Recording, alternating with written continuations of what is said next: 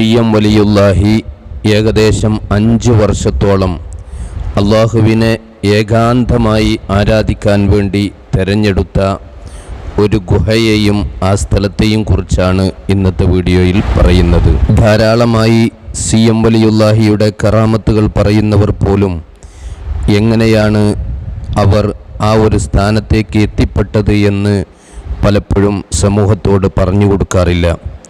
അതുകൊണ്ടാണ് ആ കറാമത്തുകളെക്കുറിച്ചൊക്കെ പറയുമ്പോൾ പലരും വിമർശനത്തിന് വിധേയമാകുന്നത്.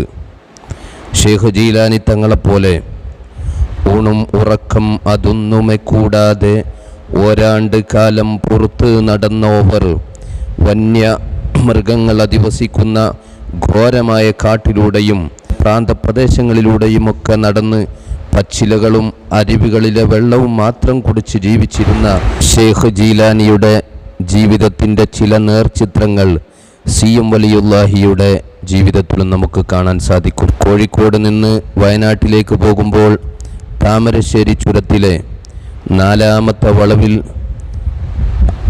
ഒന്ന് വലത്തോട്ട് തിരിഞ്ഞ് ഒരൽപ്പം നടന്നാൽ ഇങ്ങനെ ഒരു സ്ഥലം നമുക്ക് കാണാൻ പറ്റും. ചുരത്തിലെ മക്കാം എന്നാണ് ഇതറിയപ്പെടുന്നത്. സി.എം. വലിയുല്ലാഹി വളരെയേറെ ആദരിച്ചിരുന്ന വലിയൊരു മഹാന്റെ മക്ബറയും ഇവിടെ നമുക്ക് കാണാം.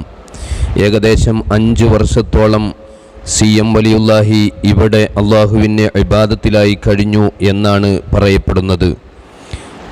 ഈ ചെങ്കുത്തായ വഴികൾ കയറിപ്പോയാൽ അല്പം പ്രയാസകരമായാണ് കയറാൻ പറ്റുന്നതെങ്കിൽ പോലും കയറിക്കഴിഞ്ഞാൽ നല്ലൊരു മഖാമും അതുപോലെ തന്നെ അതിൻ്റെ തൊട്ടടുത്തായി അവിടെ വരുന്നവർക്ക് നിസ്കരിക്കാനുള്ള ഒരു പള്ളിയും കാണാം. കയറുമ്പോൾ അല്പം നല്ല ക്ഷീണം തന്നെ അനുഭവപ്പെടുന്നു. ഇത്രയും പ്രയാസകരമായ വഴികളിൽ സി.എം. വലിയുല്ലാഹി 5 വർഷത്തോളം വന്ന് ഇബാദത്തിലായി കഴിഞ്ഞു എന്ന് പറയുമ്പോൾ അള്ളാഹുവിൻ്റെ മാർഗത്തിലേക്കുള്ള അവരുടെ ചുവടുവെപ്പുകൾ എത്രത്തോളമായിരുന്നു എന്ന് നമുക്ക് ഊഹിക്കാവുന്നതിലും അപ്പുറമാണ്. ഈ പോകുന്ന വഴിയിലാണ് സി.എം. വലിയുല്ലാഹി അവർകൾ ഇബാദത്തിലായി കഴിഞ്ഞിരുന്ന ഗുഹയുള്ളത്. നേരെ നമ്മുടെ ഫ്രണ്ടിലേക്ക് പോയാൽ ഈ നിൽക്കുന്ന ഭാഗത്ത് നമുക്ക് അതിൻ്റെ ആ ഗുഹയുടെ എൻട്രൻസ് കാണാം. ഇതിൻ്റെ മുകളിൽ വലിയൊരു പാറയാണ്. ആ പാറ മുകളിലൊരു പള്ളിയുണ്ട്. ആ പള്ളിയുടെ സമീപത്തായിട്ടാണ് സ്ഥിതി ചെയ്യുന്നത്.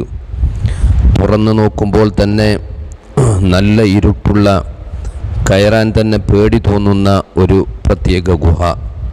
ഈ ഗുഹയിലായിരുന്നു അവർ ഏകാന്തമായി അള്ളാഹുവിനെ ആരാധനകൾ നിർവഹിച്ചിരുന്നത് എന്ന് പറയപ്പെടുന്ന ചരിത്രങ്ങളുണ്ട്. ഏതായാലും ഗുഹയുടെ ഉള്ളിലേക്ക് കയറിയാൽ പൂർണ്ണമായും ഇരുട്ടാണുള്ളത്. സാധാരണ മക്ബറകളിലൊക്കെ കാണുന്ന വിളക്ക് പോലെ കത്തിച്ചു വച്ചായിരുന്നു ഇതിൽ കഴിഞ്ഞിരുന്നത് എന്നാണ് നമുക്ക് മനസ്സിലാകുന്നത്.